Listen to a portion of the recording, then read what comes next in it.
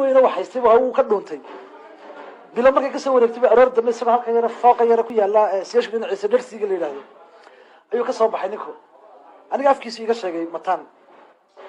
dabeeto ninkii garanayana isha nabar baa kaga yaalay dabeeto aroortii buu isri halkan dooxa tag dooxa ayuu ka sii baxay dooxii markuu ka baxay bay aroor hore ahayd ayaa wuxuu arkay gabadhii uu jeclaada ku ogeyd inuu taajir ahaa lacag haystay uu shidnaadee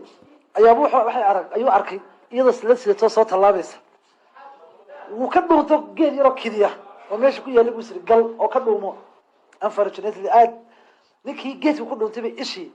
qorigan ka gashay xanuun weynaan intii ay ishu kaga jirtay ma uusan hadal way ag maraysay may arag dabeetna markay dhaaftay buu ishii qoriga ka saaray dhiiggii wixii buu arkay sidaa daraaddeed buu heestan hadda aan soo wadno uu ku dhuftay heesta waa la wada garanaya waxaa original isagaa kaman ku qaada mataan waxaa ka daba qaada u dhiibay markii dambe ninka la yihahdo shimaali axmed shimaali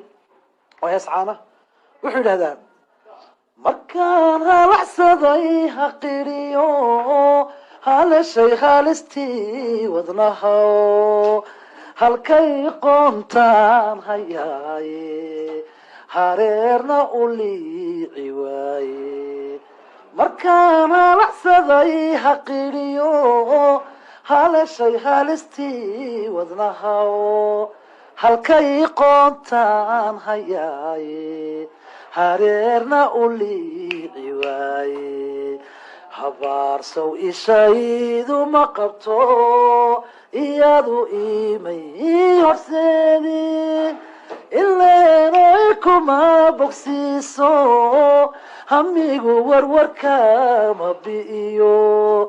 halaan hal wax ku ma keene adduun hawli kama dhamaate beedka labaad wuxuu yidhahdaa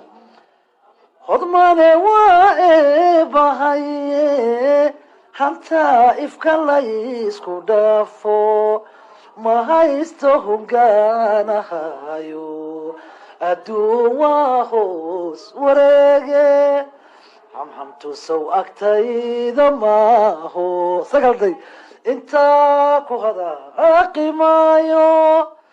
ileeroy kuma bogsiiso hamigu warwarka ma bi'iyo halaacal wax ku ma keene adduun hawli kama dhamaate